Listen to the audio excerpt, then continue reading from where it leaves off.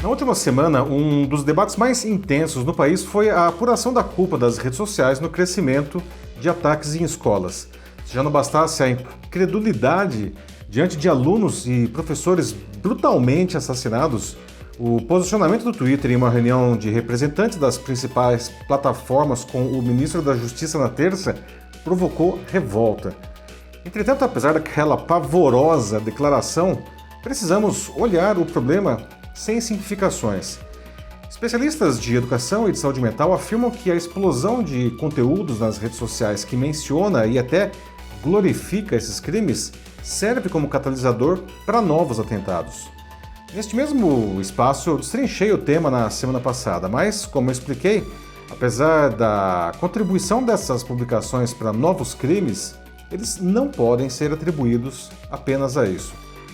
Ao longo da semana, eu conversei com profissionais de diferentes áreas sobre o caso. E há um consenso que as redes sociais fazem muito menos do que poderiam e deveriam para o combate a esses crimes, como quando o Twitter disse naquela reunião que fotos de assassinos e de vítimas em posts não violariam as regras da rede ou sequer seriam apologia a crimes. Muitos afirmam que retirar esse ou qualquer outro conteúdo seria censura. Alguns vão além e sugerem que todo esse movimento encobriria o real interesse de um governo que, na verdade, estaria usando essa comoção para controlar a mídia.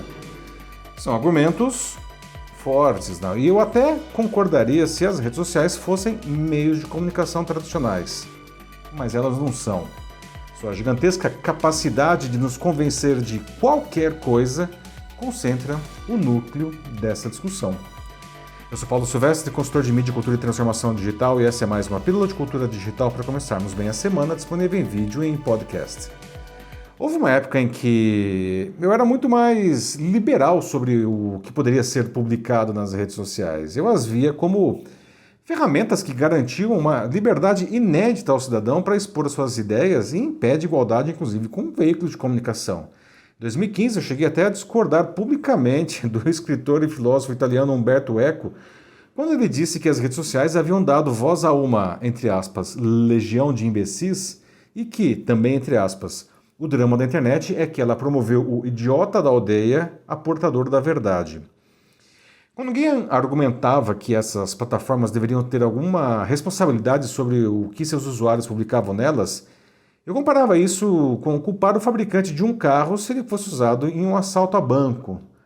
Porém, à medida que eu fui estudando mais os algoritmos das redes sociais, eu fui percebendo que essa analogia era muito errada. Se os carros fossem como redes sociais, eles eventualmente convenceriam seus donos a roubar o banco. A minha fase mais liberal com as redes sociais vinha do fato de usar essas plataformas desde as suas primeiras aparições com o Friendster e o Orkut há cerca de 2 décadas. Não? Elas eram quase pueris, não? Feitas para encontrar velhos amigos não? E conhecer gente nova. Não? Todo mundo brincava ali, não? Sem ofensas, sem medo, sem ódio. E tudo isso porque tampouco existiam algoritmos de relevância que foram popularizados pelo Facebook em 2014. Não?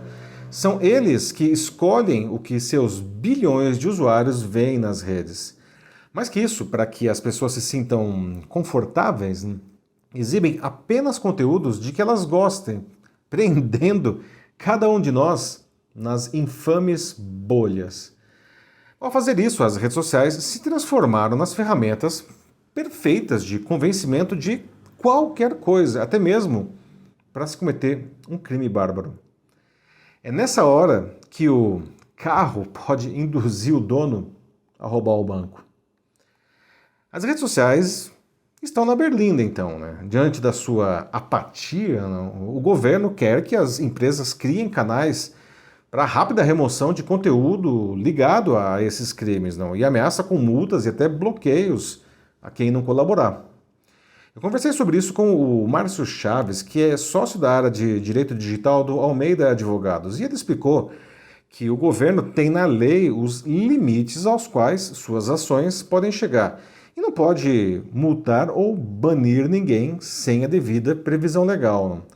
No caso brasileiro, há o Marco Civil da Internet, que prevê que uma plataforma digital seja responsabilizada por um conteúdo apenas se não o remover após uma ordem judicial. E esse limite foi imposto justamente para evitar a censura prévia e não jogar para o provedor essa obrigação. Mas o Márcio acredita que a legislação dificilmente dará conta de todas as situações em que a segurança da sociedade seja ameaçada por uma suposta liberdade de expressão.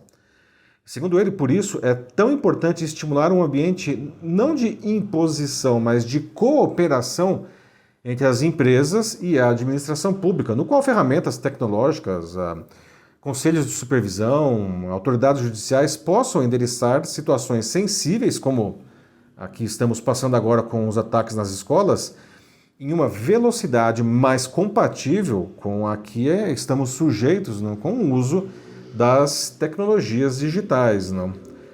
Bom, o debate sobre mais responsabilidade para as redes sociais acontece há alguns anos no Brasil. Não? Ele está, por exemplo, no projeto de lei conhecido como o PL das Fake News, não? E em sugestões de atualização do próprio Marco Civil da Internet. E, no geral, pede-se que essas plataformas sejam mais atuantes não? E efetivas na identificação do discurso de ódio, desinformação e outros crimes em suas páginas, removendo esse conteúdo sem necessidade de uma ordem judicial, mesmo não sendo obrigadas a isso. O grande risco é de se criar uma espécie de censura algorítmica, com essas plataformas eliminando equivocadamente conteúdos legítimos. E é verdade que a tecnologia para essas identificações vem progredindo a passos largos, inclusive com o apoio da inteligência artificial, mas ela ainda não é garantida. Precisamos encontrar mecanismos eficientes para coibir a escalada de crimes incentivados nas redes sociais sem criar outros problemas. O que não pode acontecer é uma empresa não remover um conteúdo de ódio porque não violaria seus termos de uso, como disse o Twitter. Né? O Márcio lembra que eles, os termos de uso, não são contratos entre a plataforma e o usuário, e só há liberdade contratual, claro, se não for contrária à lei. Não? Sobra o temor não, de o governo usar isso para controlar a mídia. E todos os governantes desejam isso em alguma escala. Não? Antes ele se restringia não, à imprensa, não? Mas ela, ainda que independente, obedece a leis. Não? Além disso, o jornalismo profissional segue um código de ética que faz com que a sua produção, ainda que às vezes falha, tenha um mínimo de qualidade. Já as redes sociais parecem ser guiadas, enfim, apenas aí pelos seus próprios interesses. Né? Por fim, isso é importante, tá? Isso não pode virar uma discussão político-partidária, como, aliás, muitos já estão fazendo. Né? Tampouco há espaço aí para deixar tudo como está, não? Porque o discurso de ódio nas redes agrava, sim, o problema, de fato, tá? Essas empresas devem abandonar a sua complacência, aliás, para até evitar medidas mais drásticas, né? E a sociedade precisa ficar vigilante para que nenhum governo use o pânico para controlar qualquer mídia. É isso aí, meus amigos. Realmente, todos somos responsáveis pelo que dissermos, inclusive nas redes sociais. Claro, a mesma Constituição que garante a liberdade de expressão explica que ela não se sobrepõe a outros direitos. Por isso, a gente precisa usar as incríveis possibilidades que essas plataformas nos dão para construirmos uma boa reputação pessoal e de nossos negócios. Se quiser debater sobre isso na sua empresa ou instituição, mande uma mensagem aqui para mim que vai ser um prazer conversar com vocês. Eu sou Paulo Silvestre, consultor de mídia, cultura e transformação digital. Um fraternal abraço. Tchau.